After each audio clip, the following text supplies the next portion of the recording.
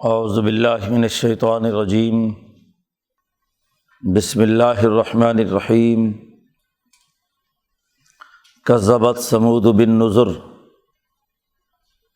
فقالوا ابشرا منا واحدا نتبعہ انا اذا لفی ضلال وسعر القی الذکر علیہ من بیننا بل هو کذاب اشر سیعلمون غدا من الکذاب الاشر انا مرسل الناقۃ فتنۃ لہم فارتقبہم واصطبر ونبئہم ان الماء قسمۃ بینہم کل شرب محتضر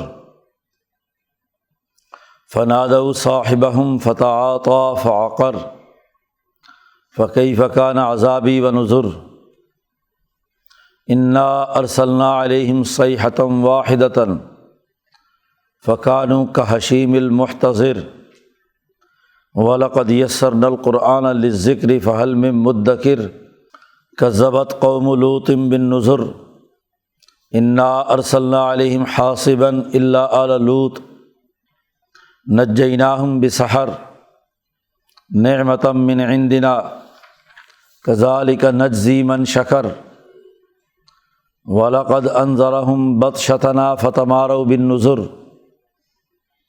وَلَقَدْ رَاوَدُوهُ عَنْ ضَيْفِهِ فَطَمَسْنَا أَعْيُنَهُمْ فَذُوقُوا عَذَابِي وَنُذُرِ وَلَقَدْ صَبَّحَهُمْ بُكْرَةً عَذَابٌ مُسْتَقِرٌ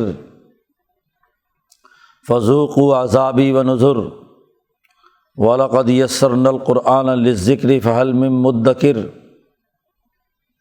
وَلَقَدْ جَاءَ آلَ فِرْعَوْنَ النُّذُرُ كَذَّبُوا بِآيَاتِنَا كُلِّهَا فَأَخَذْنَاهُمْ أَخْذَ عَزِيزٍ مُقْتَدِرٍ أَكُفَّارُكُمْ خَيْرٌ مِّنْ أُولَٰئِكُمْ أَمْ لَكُمْ بَرَاءَةٌ فِي الزُّبُرِ أَمْ يَقُولُونَ نَحْنُ جَمِيعٌ مُّنتَصِرٌ سَيُهْزَمُ الْجَمْعُ وَيُوَلُّونَ الدُّبُرَ بل الساعة موعدهم والساعة أدهى وأمر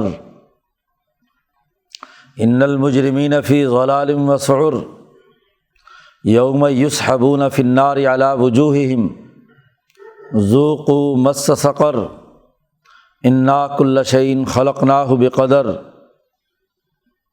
وما أمرنا إلا واحدة كلمح بالبصر ولقد أهلكنا أشياعكم فہل من مدکر وکل شیء فعلوہ فی الزبر وکل صغیر وکبیر مستطر ان المتقین فی جنات ونہر فی مقعد صدق عند ملیک مقتدر صدق اللہ العظیم۔ یہ سورۃ القمر کے باقی رکوع ہے۔ بات چل رہی تھی، شروع صورت سے کہا گیا کہ اقتربت الساعۃ، قیامت قریب ہے، انقلاب بالکل قریب ہے۔ وانشق القمر، اور چاند دو ٹکڑے ہو گیا۔ دو الگ الگ جماعتیں وجود میں آ جائیں گی، اور اس وقت وہ لوگ جو انکار کرنے والے ہیں وہ سزا کے مستحق ہوں گے۔ تو عرب کے اس پورے خطے میں انبیاء علیہم السلام کا جو سلسلہ، جنہوں نے ظالموں اور متکبروں کو ڈرایا اور ان کا برا انجام ہوا، اس کی تفصیلات بیان کی جا رہی تھی۔ پیچھے قوم نوح کا ذکر ہوا، پھر قوم عاد کا تذکرہ ہوا، اور یہاں سے قوم ثمود اور قوم لوط کا تذکرہ ہے۔ قوم ثمود نے بھی انبیاء علیہم السلام کا انکار کیا۔ صالح علیہ السلام کا انکار دراصل تمام انبیاء علیہم السلام اور دنیا بھر میں جس قوم کی طرف جو ڈرانے والے آئے ہیں ان تمام کا انکار ہے۔ تو قرآن حکیم نے کہا قوم ثمود نے بھی اس سے پہلے انبیاء کا انکار کیا ہے۔ کہنے لگے قوم ثمود کے لوگ کہ ابشرا منا واحدا، کیا ہمارے میں سے ایک انسان، اور وہ بھی ایک اکیلا ہے، نتبعہ، ہم اس کی اتباع کریں؟ ہم اتنے سارے ہیں اور وہ ایک ہے اور ہماری طرح کا انسان ہے، تو کیا اس بشر کی بات ہم مانیں؟ آپس میں کہنے لگے انا اذا لفی ضلال و سعر، اگر ہم اس بشر کی اتباع کریں گے تو ہم بڑی گمراہی میں ہوں گے اور ہمارے دماغوں پر سوداویت کا غلبہ ہوگا، سعر۔ القی الذکر علیہ من بیننا، یہ بھی کہنے لگے کہ کیا اللہ کی طرف سے نصیحت اور ذکر ہمارے درمیان میں سے اسی آدمی پر آنی تھی؟ کیا اتارا گیا ہے ذکر اس پر من بیننا، ہمارے درمیان میں یہی ایک ملا تھا جس کے اوپر وہی آنی چاہیے تھی؟ بل ہوا کذاب اشر، بڑی تکبر اور غرور کے ساتھ ظلم اور زیادتی کرتے ہوئے نبی کو کہتے ہیں کہ نبی جھوٹا بھی ہے اور ڈینگے مار رہا ہے۔ کذاب اشر، ایسا جھوٹ جو پاؤں جوڑ کر مارا جاتا ہے اور اپنے آپ کو تکبر اور غرور کے مقام پر سمجھ کر دوسروں کو حقیر سمجھ کر جھوٹ بولا جاتا ہے۔ تو صالح علیہ السلام کے بارے میں زبان درازی کرتے ہیں کہ وہ کذاب اشر۔ ان کا پورا قول اللہ پاک نے یہاں پر نقل کیا کہ پہلے تو انہوں نے قالو کہا کہ بشر ہے ایک، ہم اس کی اتباع کریں، دوسرا یہ کہ کیا پیغام اسی کے اوپر آیا ہے، اور تیسرا یہ کہ یہ جھوٹا بھی ہے اور اشر بھی ہے، ڈینگے مار رہا ہے، بڑائی کا اظہار کر رہا ہے، یعنی وہی وغیرہ کچھ نہیں آئی، اپنی طرف سے کیا ہے کسی بات کو بیان کر کے کہتا ہے کہ اللہ نے مجھ پر پیغام بھیجا ہے۔ اللہ پاک نے اس کا جواب دیا سیعلمون، عن قریب جان لیں گے کل کو، تو آنے والا کل ہے غدن، کہ من الکذاب الاشر، کہ کون جھوٹا ہے اور کون ڈینگے مار رہا ہے، کون ہے جو اپنی بڑائی کا اعلان کر کے جھوٹ بول کر، ابھی پتہ چل جائے گا۔ چونکہ یہ صورت مکے والوں کو عذاب دینے اور ان کو راستے سے ہٹانے کا اعلان کر رہی ہے، انذار کامل ہے اس صورت میں، کامل طور پر ڈرایا جا رہا ہے۔ تو گزشتہ واقعات کے تناظر میں بتلایا کہ قوم سمود نے بھی اس طرح کی تکبر اور غرور کی باتیں کی تھی، لیکن اللہ نے کہا عن قریب جان لیں گے کہ کون جھوٹا ہے اور کون بڑائیاں کر رہا ہے۔ اللہ پاک نے ان کی آزمائش کے لیے انہی کے مطالبے پر انا مرسل الناقۃ، ہم ان کی طرف ایک اونٹنی بھیجتے ہیں جو ان کے لیے فتنہ ہوگی، امتحان ہوگی۔ فارتقبہم واصطبر، حضرت صالح علیہ السلام سے کہا کہ آپ ان کا انتظار کیجئے اور صبر و استقامت کا مظاہرہ کیجئے، واصطبر، برداشت کیجئے، اونٹنی ظاہر ہوگی۔ امام شاہ ولی اللہ فرماتے ہیں کہ انہی کی گناہوں کی وہ پوٹ تھی جو پہاڑوں سے اونٹنی کی شکل میں ان کے سامنے نکلی۔ اب وہ آئی اونٹنی، تفصیلی قصہ دوسری جگہ پر بیان کیا، یہاں قرآن حکیم نے مختصر اس کی طرف اشارہ کیا۔ تو وہ پانی پیتی تھی جب چشمے پر جا کر، تو باقی کسی کو پانی پینے کا موقع نہیں ملتا تھا، روز لڑائی جھگڑے، چارہ بارہ کھاتی تو وہ بھی ان کی غذائیں کھا جاتی۔ تو اللہ نے ان کے لیے وقت مقرر ہو گیا کہ ایک دن اونٹنی کا ہے اور ایک دن ان کا ہے۔ قرآن کریم نے کہا نبئہم، صالح علیہ السلام سے ہم نے کہا کہ ان کو بتلا دو کہ ان الماء قسمۃ بینہم، کہ پانی ان کے درمیان تقسیم ہوگا، کہ ایک دن اونٹنی پانی پیے گی اور ایک دن ان کے جانور پانی پئیں گے۔ کل شرب محتضر، ہر ایک اپنی باری پر پانی پیے گا۔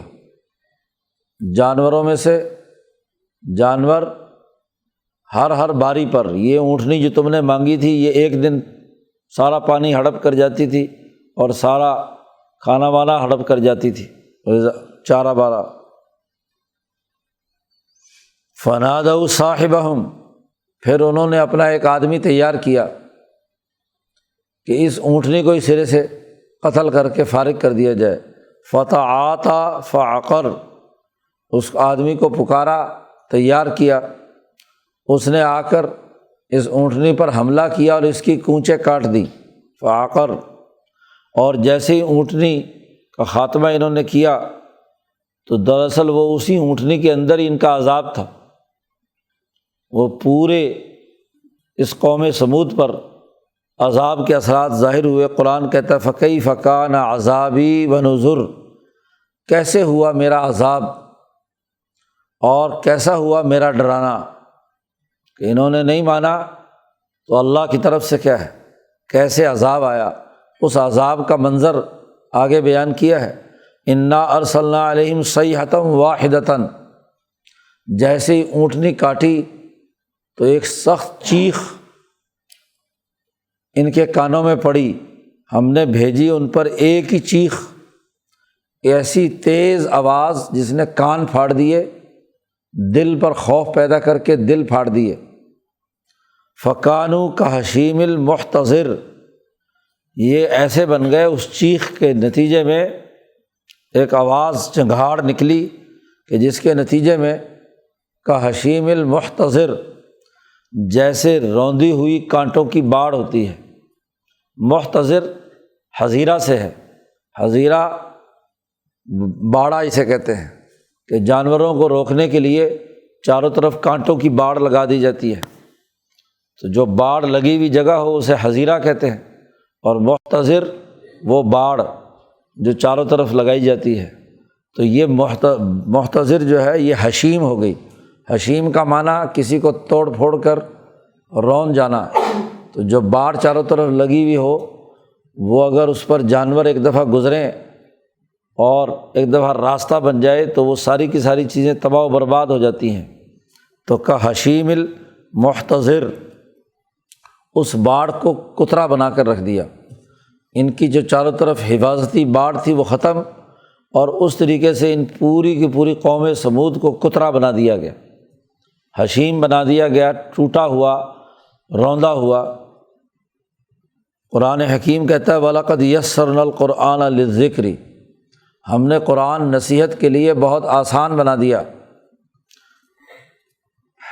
قرآن حکیم آسان ہے۔ فَهَلْ مِن مُدَّكِرٍ، کیا کوئی نصیحت حاصل کرنے والا ہے، یعنی واقعات کا جوڑ پیدا کرے کہ قوم سمود پر کس طریقے سے کن اسباب و علل سے عذاب آیا ہے، اور آج اپنے بارے میں اپنے معاشرے پر غور و فکر کرے کہ کون کون سے اسباب و علل پائے جاتے ہیں جو ان پر بھی ویسے ہی عذاب لانے کا سبب بنیں گے، ان کی بھی تباہی اور بربادی کا سبب بنیں گے۔ قوم سمود کے بعد تذکرہ کیا کذبت قوم لوط بالنذر، قوم لوط نے بھی انبیاء علیہم السلام کو جھٹلایا۔ لوط علیہ السلام ایک نبی کا جھٹلانا تمام انبیاء کو جھٹلانا ہے، کیونکہ تمام انبیاء وہ دراصل ایک ہی مشن پر ہیں، اور بالخصوص حنیفی تحریک کے انبیاء، تو یہ تمام انبیاء علیہم السلام ان کو گویا کہ جھٹلانا ہوا۔ انا ارسلنا علیہم حاصبا الا آل لوط، ہم نے ان پر پتھروں کی آندھی برسائی، جی اوپر سے پتھر مسلسل برسائے گئے قوم لوط پر، ان کو سنسار کیا گیا، انہوں نے بہت بڑا جرم لواطت کا کیا، اور اس کی سزا پتھروں کی بارش کے علاوہ اور کچھ نہیں۔ البتہ لوط علیہ السلام کا گھرانہ، اسے ہم نے نجات دی، نجیناہم بسحر، صبح کے وقت لوط علیہ السلام کے گھر والوں کو ہم نے بچایا، ان کو عذاب سے پہلے اس بستی سے نکلنے کا حکم دیا۔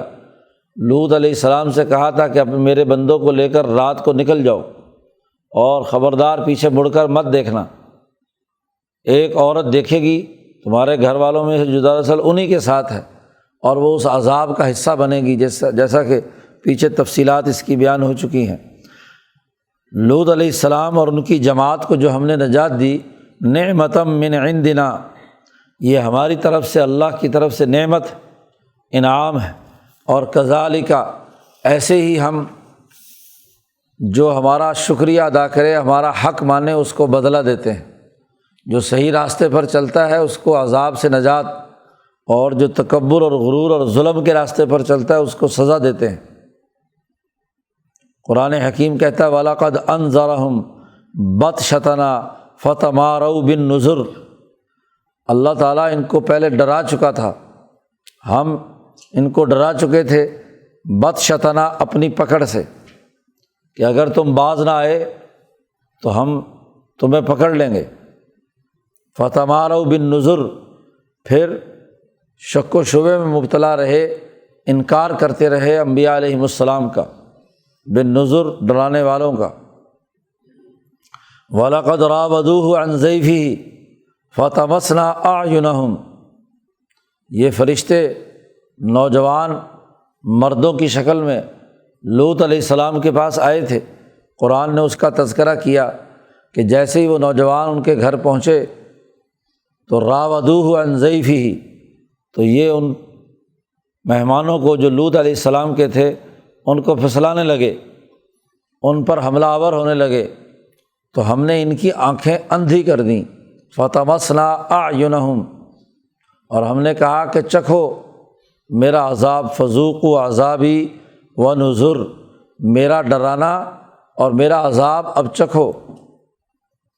قرآن کہتا ہے وَلَقَدْ صَبَّحَهُمْ بُكْرَةً عذاب مستقر، صبح کے وقت ان کے اوپر ایک مقرر شدہ عذاب آیا، پتھروں کی بارش ہوئی اور یہ پوری قوم لوط تباہ و برباد کر دی گئی۔ دوبارہ فرمایا فذوقوا عذابی ونذر، چکھو میرا عذاب اور میرا ڈرانا۔ لوط علیہ السلام کا پورا واقعہ بیان کر کے کہا وَلَقَدْ يَسَّرْنَا الْقُرْآنَ لِلذِّكْرِ فَهَلْ مِن مُدَّكِرٍ، ہم نے قرآن یہ نصیحت کے لیے نازل کیا ہے، غور و فکر کے لیے، تو کیا کوئی ہے جو غور و فکر کرے، سوچے، اس بات کو مانے اور تسلیم کرے۔ قوم لوط کے بعد تذکرہ کیا ہے فرعون کا۔ قرآن کہتا ہے وَلَقَدْ جَاءَ آلَ فِرْعَوْنَ النُّذُرُ، ان فرعونیوں کے پاس بھی ہمارے ڈرانے والے آئے، موسیٰ علیہ السلام اور ہارون علیہ السلام۔ کذبوا بآیاتنا کلھا، انہوں نے بھی ہماری تمام آیات کا انکار کیا، تو فأخذناہم، ہم نے انہیں اس طریقے سے پکڑا جو زبردست اور طاقتور کی گرفت ہوتی ہے۔ ایک کمزور آدمی کی گرفت ہوتی ہے، اس کے پکڑ کے اندر مضبوطی نہیں ہوتی، اور ایک ایسا آدمی جس کے پاس طاقت بھی ہو، قدرت بھی ہو، زبردست بھی ہو، اس کی گرفت سے چھوٹنا بہت مشکل ہوتا ہے۔ تو فرعون اور اس کے پوری ذریت کو ہم نے پورے طاقتور قوت والی ذات نے ان کو مضبوطی سے پکڑا۔ یہ تمام جتنے بھی گزشتہ ماضی کے واقعات ہیں وہ بیان کیے۔ اب یہاں سے مکے والوں کو مخاطب بنانا شروع کیا ہے، جو اصل مقصد ہے اس صورت کا۔ حضرت سندھی رحمۃ اللہ علیہ فرماتے ہیں کہ یہ جتنے بھی انبیاء کے واقعات بیان کیے گئے ہیں اس صورت مبارکہ میں، ان کا تعلق جزیرۃ العرب یا اس سرزمین کے ساتھ ہے جہاں ابراہیمی تحریک کے انبیاء، حنیفی تحریک کے انبیاء آئے ہیں۔ تو اس پورے علاقے پر نبی اکرم صلی اللہ علیہ وسلم بین الاقوامی انقلاب کے لیے آئے ہیں۔ تو اس پورے علاقے میں جو قومی انقلابات جتنے بھی آئے تھے ان کا تذکرہ کیا گیا، قوم نوح سے لے کر موسیٰ علیہ السلام تک ان قومی انقلابات کا تذکرہ کیا جو ہر نبی نے اپنے اپنے علاقے کے اندر برپا کیا، ظالموں اور متکبروں کو ڈرایا اور کیفر کردار تک پہنچایا، اور ان انبیاء علیہم السلام کو آزادی حاصل ہوئی۔ اب چونکہ قرآن حکیم کی تعلیم پر ایک بین الاقوامی انقلاب برپا ہونا ہے، تو ان تمام واقعات کے بعد ان مکے والوں سے سوال کیا ہے اکفارکم خیر من اولئکم، کیا تمہارے منکر ان پیچھے والے سے زیادہ بہتر ہیں کہ تمہیں عذاب نہ دیا جائے؟ جب قوم نوح کو دیا، قوم عاد کو دیا، قوم سمود کو دیا، اور اسی طریقے سے قوم لوط پر آیا اور آل فرعون پر عذاب آیا، تو کیا ان سے تم زیادہ بہتر ہو؟ قریش مکہ سے کہا جا رہا ہے کہ تم میں سے جو کافر ہیں اکفارکم، تمہارے میں سے جو کافر ہیں یہ زیادہ بہتر ہے من اولئکم، اس گزشتہ جو قوموں میں انقلابات آئے ہیں۔ ایک سوال، ام لکم براءۃ فی الزبر، یا تم کوئی برات نامہ لکھوا کر لائے ہو کتابوں میں، کوئی لوح محفوظ میں یا کسی کتاب میں تمہارے پاس کوئی سند ہے کہ تم جو چاہے مرضی کرو، تمہیں کوئی کچھ نہیں کہے گا، کوئی برات نامہ لائے ہو؟ ام لکم براءۃ فی الزبر۔ اور تیسری ایک اور شکل بھی ہے کہ ام یقولون نحن جمیع منتصر، کیا یہ کہتے ہیں کہ ہم سب مل کر اس عذاب کا مقابلہ کر لیں گے؟ نحن جمیع منتصر، پورا کا پورا مجمع ہے، اگر ہمارے خلاف کارروائی ہوئی تو ہم سب مل کر مقابلہ کریں گے۔ تین ہی ممکنہ شکلیں ہیں۔ ماضی کی تاریخ پر غور و فکر اور تدبر کریں، یہ گزشتہ واقعات ان کے سامنے ہیں، کیا قوم نوح کا واقعہ ان کے سامنے نہیں؟ قوم عاد و ثمود کے کھنڈرات سے یہ گزرتے نہیں؟ کیا موسیٰ علیہ السلام کا قصہ انہیں یہودیوں کے ذریعے سے معلوم نہیں ہوا؟ کیا لوط علیہ السلام کی قوم کی تباہی اور بربادی کے واقعات ان کو معلوم نہیں ہیں؟ انہی کے علاقے میں ہوئے ہیں، اسی جزیرۃ العرب اور اسی مشرق وسطیٰ کے اندر بیت المقدس سے لے کر بیت اللہ الحرام تک کے درمیان کے پورے علاقے میں، یمن سے لے کر فلسطین تک، انہی علاقوں میں یہ سارے واقعات ہوئے ہیں۔ تو ایک شکل تو یہ کہ ان سے زیادہ بہتر ہوں، ان پر عذاب نہ آئے۔ دوسری شکل یہ ہے کہ انہوں نے کوئی برات نامہ لکھوایا ہوا ہو، کوئی سند ان کے پاس ہو۔ اور تیسری شکل یہ ہے کہ اللہ کا عذاب آئے اور یہ سب اجتماعی طاقت کے ذریعے سے اس عذاب کا مقابلہ کر لیں۔ اس کے علاوہ تو کوئی شکل نہیں۔ قرآن حکیم نے ان تینوں باتوں کو بیان کرنے کے بعد کہا کہ سیہزم الجمع ویولون الدبر، یہ ساری اجتماعیت جو بھی قائم کریں گے یہ عنقریب شکست کھا جائے گی۔ یہ مجمع شکست کھانے والا ہے، اور ایسے برے طریقے سے شکست کھائیں گے کہ یولون الدبر، پشت پھیر کر بھاگیں گے۔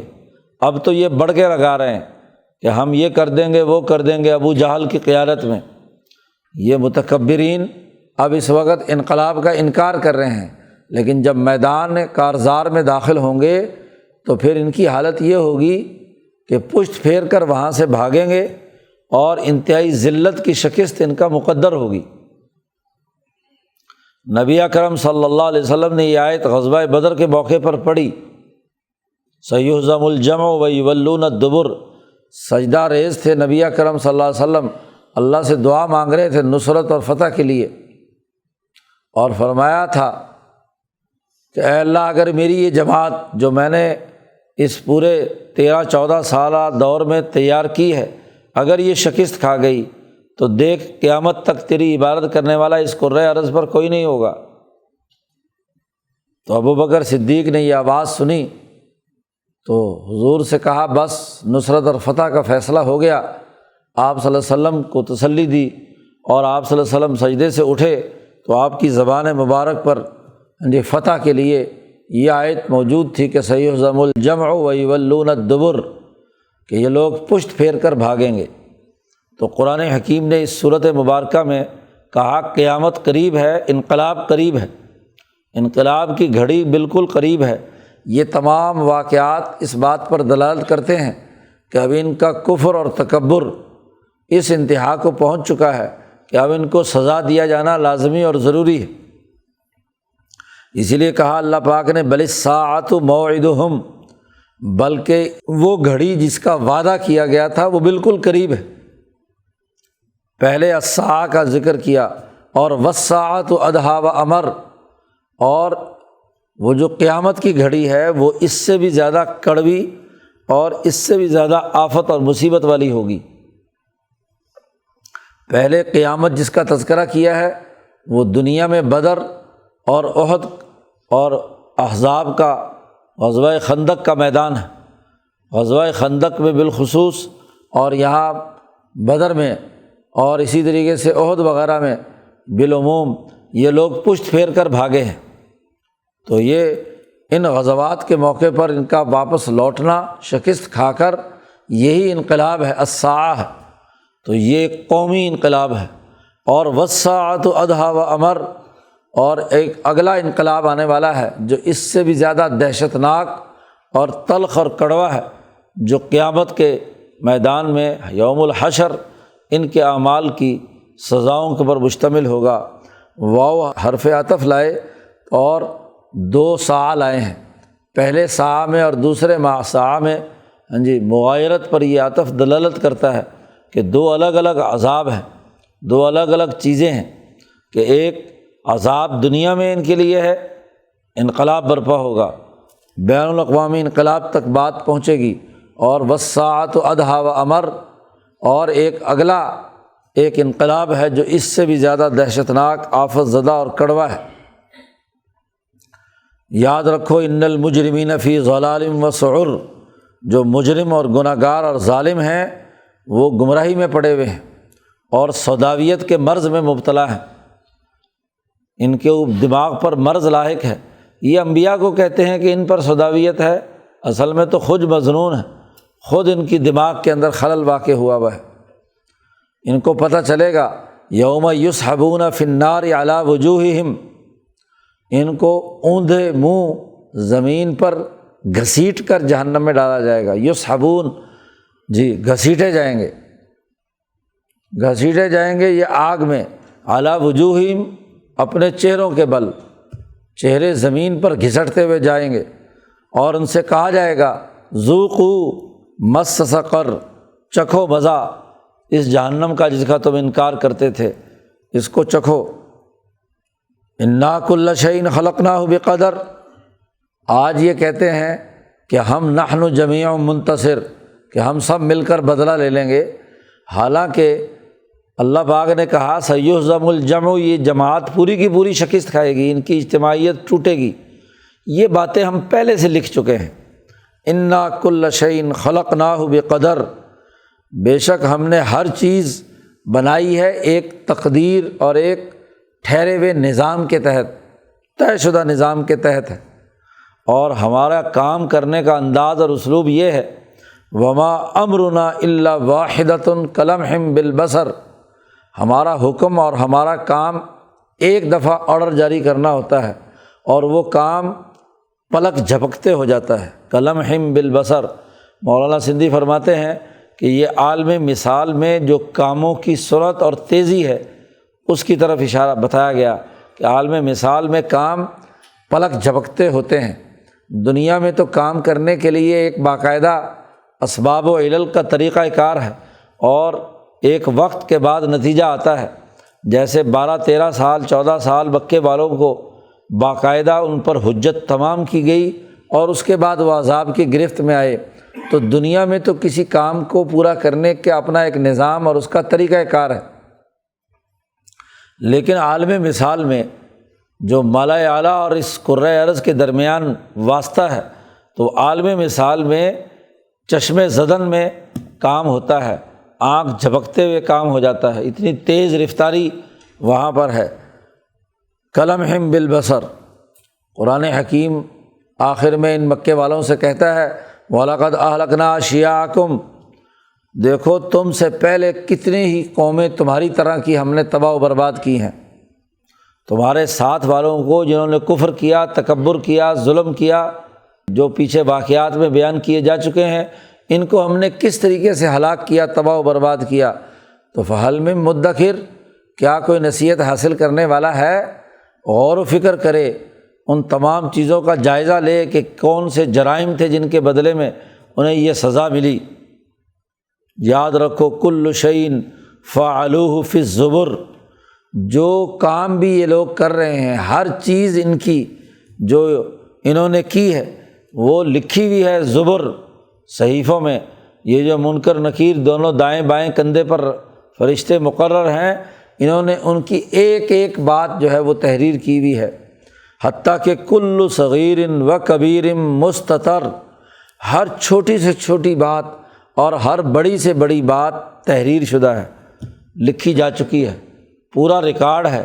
یہ نہیں ہے کہ ہم نے بغیر کسی وجہ کے اور بغیر گواہیوں، بغیر ثبوت کے اور بغیر کسی اس کے ہم نے ان کو سزا دی ہے، ہم نے ان کے جرائم میں سے ہر جرم کو چھوٹے سے چھوٹا اور بڑے سے بڑا لکھا ہوا ہے، قیامت کے دن ہم پورا کا پورا نامہ اعمال ان کے سامنے دکھا دیں گے کہ دیکھو یہ تمہارے اعمال اور یہ تمہارے کرتوت ہیں، یہ تم نے کیا ہے، یہ بولا ہے، یہ افعال ہوئے ہیں، اور اس کی آڈیو اور ویڈیو دونوں چیزیں دکھائیں گے، پورا کا پورا ریکارڈ ہے۔ یہ ہم نے طے کیا ہوا ہے کہ جو متکبر اور ظالم ہیں، کافر ہیں، کفر کا ارتکاب کر رہے ہیں، حق بات کو نہیں مانتے، ان کے لیے یہ سزا ہے جو پیچھے تفصیل سے بیان کر دی گئی۔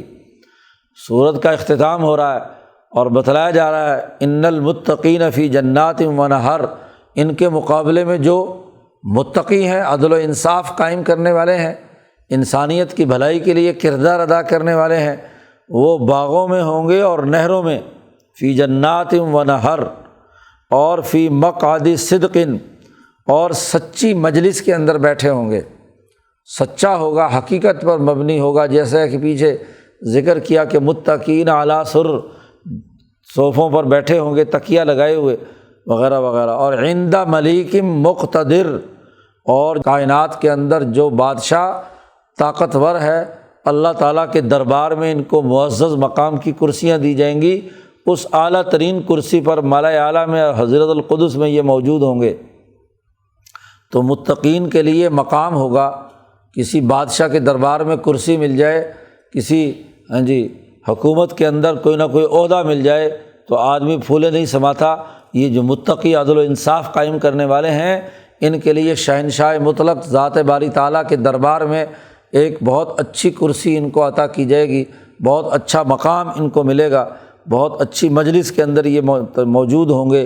تو قرآن حکیم نے فرمایا کہ متقین کے لیے یہ انعام ہے، اور جو متکبرین اور ظالم ہیں ان کے لیے وہ سزا ہے جیسا کہ گزشتہ قوموں پر آئیں۔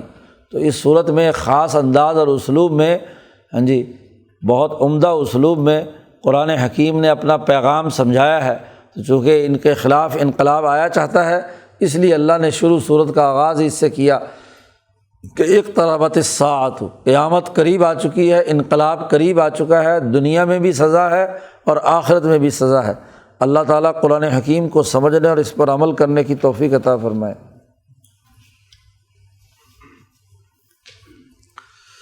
اللہ